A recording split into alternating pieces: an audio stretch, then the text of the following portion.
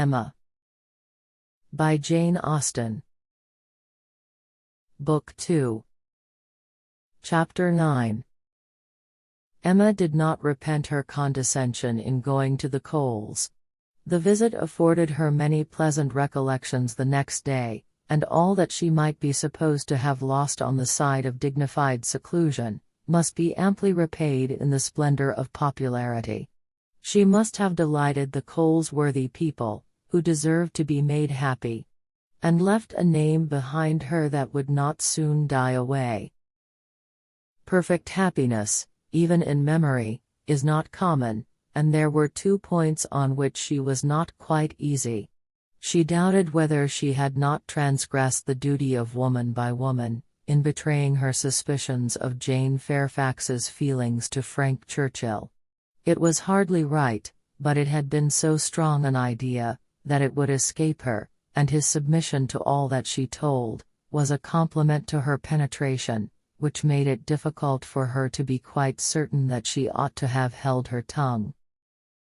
The other circumstance of regret related also to Jane Fairfax, and there she had no doubt. She did unfeignedly and unequivocally regret the inferiority of her own playing and singing. She did most heartily grieve over the idleness of her childhood and sat down and practiced vigorously an hour and a half. She was then interrupted by Harriet's coming in, and if Harriet's praise could have satisfied her, she might soon have been comforted. "Oh, if I could but play as well as you and Miss Fairfax. Don't class us together, Harriet. My playing is no more like hers, than a lamp is like sunshine." "Oh, dear, I think you play the best of the 2. I think you play quite as well as she does. I am sure I had much rather hear you. Everybody last night said how well you played." Those who knew anything about it, must have felt the difference. The truth is, Harriet, that my playing is just good enough to be praised, but Jane Fairfax's is much beyond it. "Well, I always shall think that you play quite as well as she does, or that if there is any difference nobody would ever find it out. Mr. Cole said how much taste you had, and Mr. Frank Churchill talked a great deal about your taste, and that he valued taste much more than execution." "Ah! But Jane Fairfax has them both, Harriet." "Are you sure? I saw she had execution, but I did not know she had any taste. Nobody talked about it.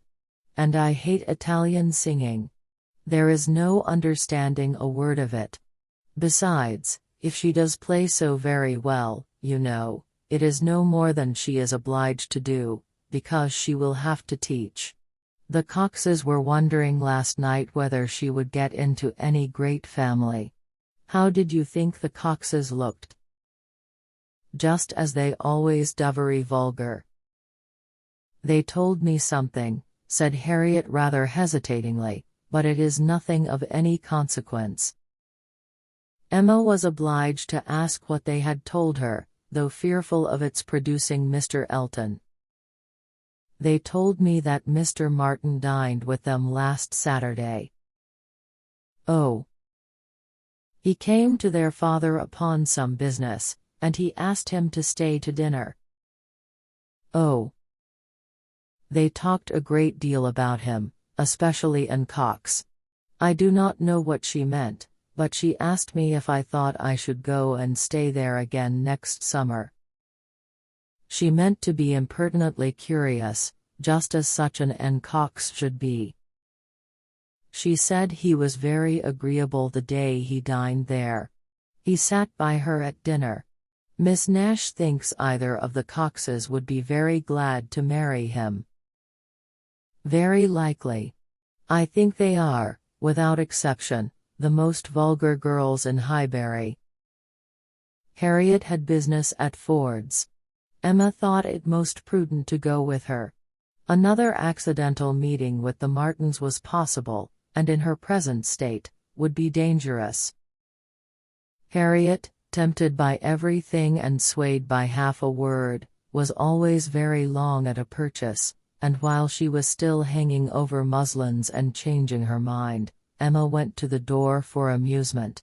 Much could not be hoped from the traffic of even the busiest part of Highbury, Mr. Perry walking hastily by, Mr. William Cox letting himself in at the office door, Mr. Cole's carriage horses returning from exercise, or a stray letter boy on an obstinate mule, were the liveliest objects she could presume to expect, and when her eyes fell only on the butcher with his tray, a tidy old woman travelling homewards from shop with her full basket, 2 curs quarrelling over a dirty bone, and a string of dawdling children round the baker's little bow window eyeing the gingerbread, she knew she had no reason to complain, and was amused enough, quite enough still to stand at the door.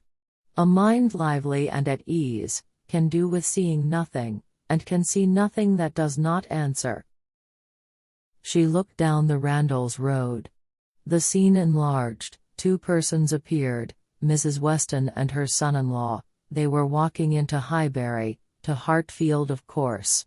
They were stopping, however, in the first place at Mrs. Bates's, whose house was a little nearer Randalls than Ford's, and had all but knocked, when Emma caught their eye. Immediately they crossed the road and came forward to her, and the agreeableness of yesterday's engagement seemed to give fresh pleasure to the present meeting. Mrs. Weston informed her that she was going to call on the Bateses, in order to hear the new instrument. "For my companion tells me," said she, "that I absolutely promised Miss Bates last night, that I would come this morning. I was not aware of it myself. I did not know that I had fixed a day, but as he says I did, I am going now." "And while Mrs. Weston pays her visit, I may be allowed, I hope," said Frank Churchill, "to join your party and wait for her at Hartfield if you are going home." Mrs. Weston was disappointed. "I thought you meant to go with me. They would be very much pleased." "Me? I should be quite in the way.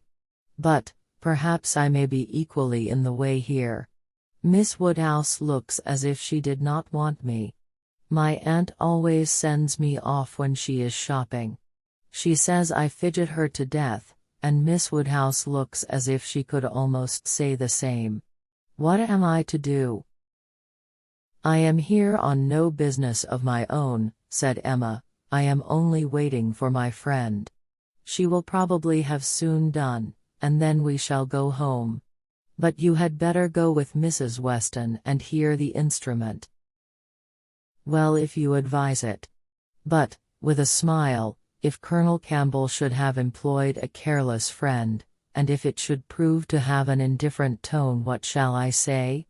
I shall be no support to Mrs. Weston. She might do very well by herself. A disagreeable truth would be palatable through her lips, but I am the wretchedest being in the world at a civil falsehood." "I do not believe any such thing," replied Emma. "I am persuaded that you can be as insincere as your neighbors, when it is necessary, but there is no reason to suppose the instrument is indifferent. Quite otherwise indeed, if I understood Miss Fairfax's opinion last night." "Do come with me," said Mrs. Weston, "if it be not very disagreeable to you. It need not detain us long. We will go to Hartfield afterwards. We will follow them to Hartfield. I really wish you to call with me. It will be felt so great an attention. And I always thought you meant it." He could say no more, and with the hope of Hartfield to reward him, returned with Mrs. Weston to Mrs. Bates's door.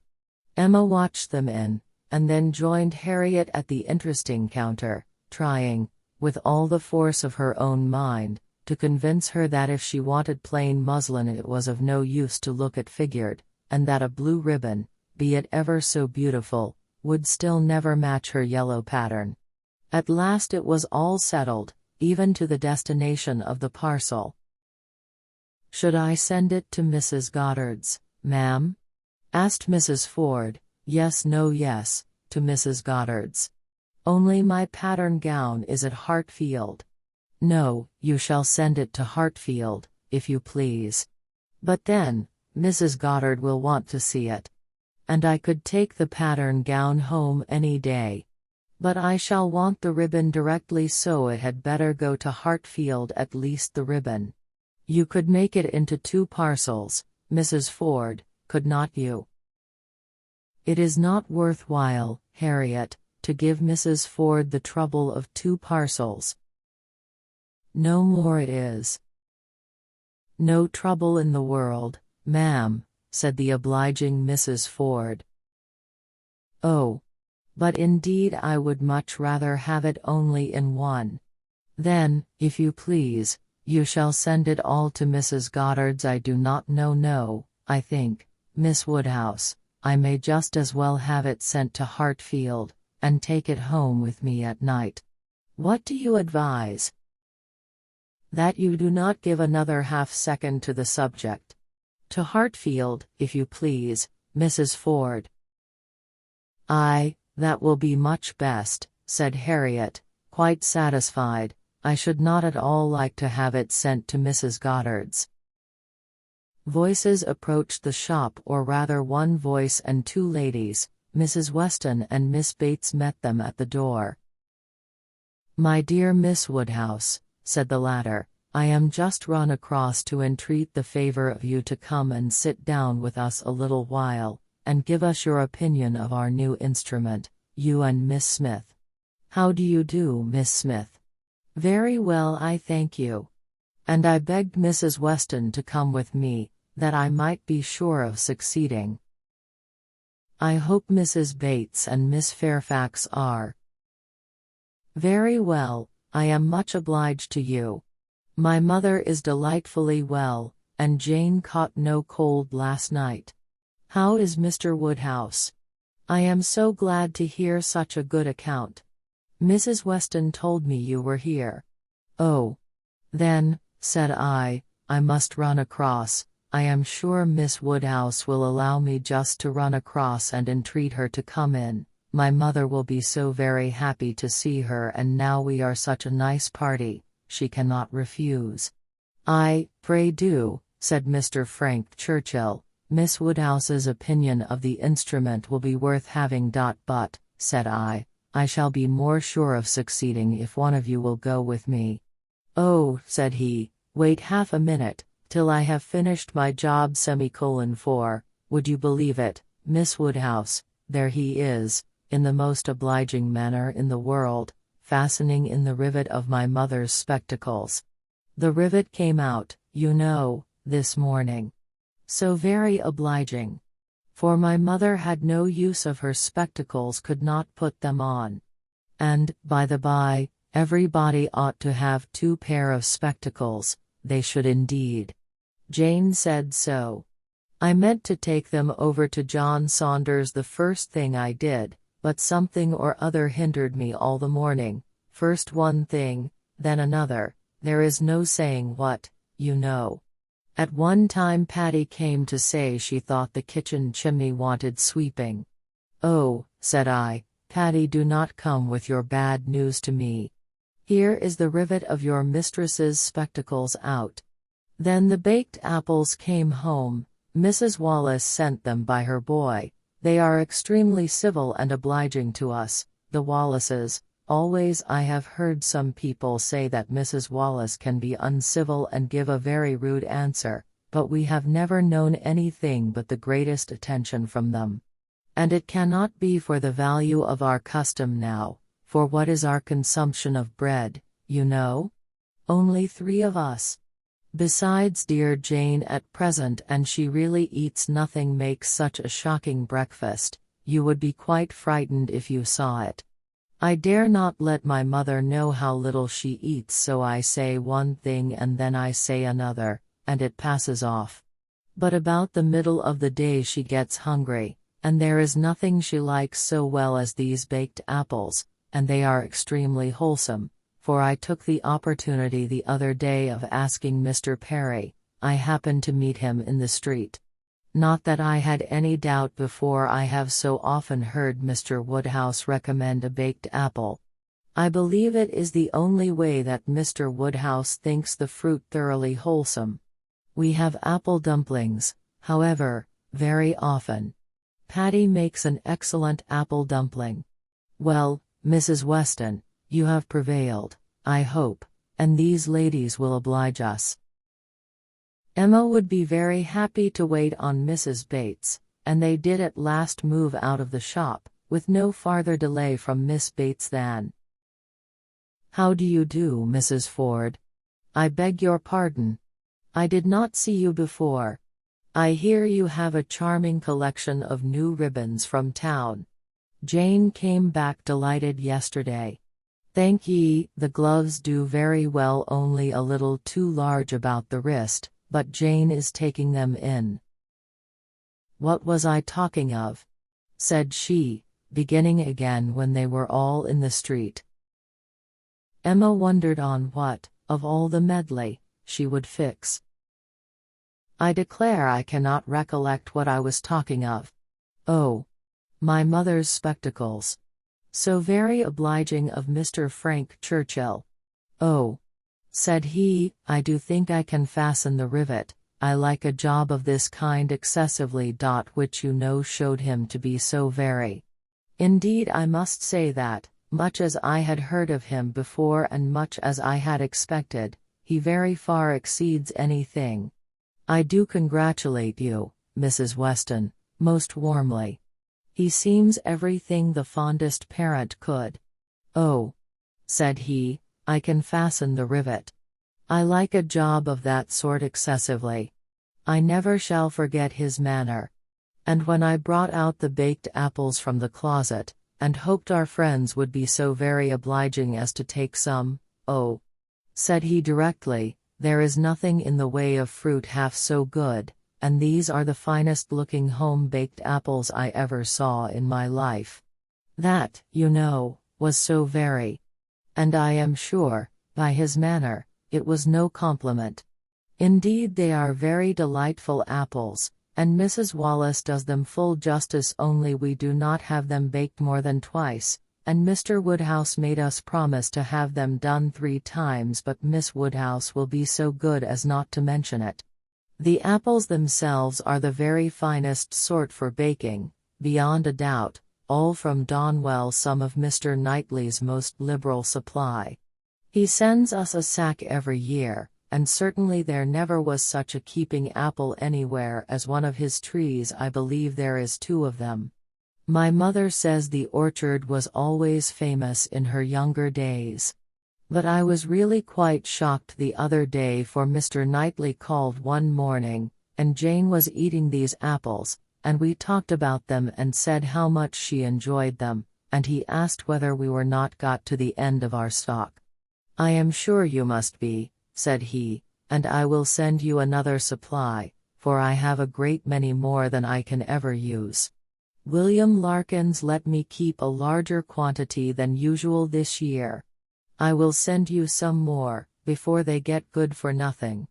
So I begged he would not, for really as to ours being gone, I could not absolutely say that we had a great many left. It was but half a dozen indeed, but they should be all kept for Jane, and I could not at all bear that he should be sending us more, so liberal as he had been already, and Jane said the same. And when he was gone, she almost quarreled with me. No, I should not say quarreled, for we never had a quarrel in our lives, but she was quite distressed that I had owned the apples were so nearly gone. She wished I had made him believe we had a great many left. "Oh," said I, "my dear, I did say as much as I could." However, the very same evening William Larkins came over with a large basket of apples, the same sort of apples, a bushel at least, and I was very much obliged, and went down and spoke to William Larkins and said everything, as you may suppose. William Larkins is such an old acquaintance. I am always glad to see him. But, however, I found afterwards from Patty, that William said it was all the apples of that sort his master had, He had brought them all, and now his master had not one left to bake or boil. William did not seem to mind it himself. He was so pleased to think his master had sold so many, for William, you know, thinks more of his master's profit than anything. But Mrs. Hodges, he said, was quite displeased at their being all sent away. She could not bear that her master should not be able to have another apple tart this spring. He told Patty this, but bid her not mind it, and be sure not to say anything to us about it, for Mrs. Hodges would be cross sometimes, and as long as so many sacks were sold, it did not signify who ate the remainder. And so Patty told me, and I was excessively shocked indeed. I would not have Mr. Knightley know anything about it for the world. He would be so very. I wanted to keep it from Jane's knowledge, but, unluckily, I had mentioned it before I was aware. Miss Bates had just done as Patty opened the door, and her visitors walked upstairs without having any regular narration to attend to, pursued only by the sounds of her desultory goodwill. "Pray take care, Mrs. Weston, there is a step at the turning. Pray take care, Miss Woodhouse. Ours is rather a dark staircase, rather darker and narrower than one could wish. Miss Smith, pray take care. Miss Woodhouse, I am quite concerned, I am sure you hit your foot. Miss Smith, the step at the turning."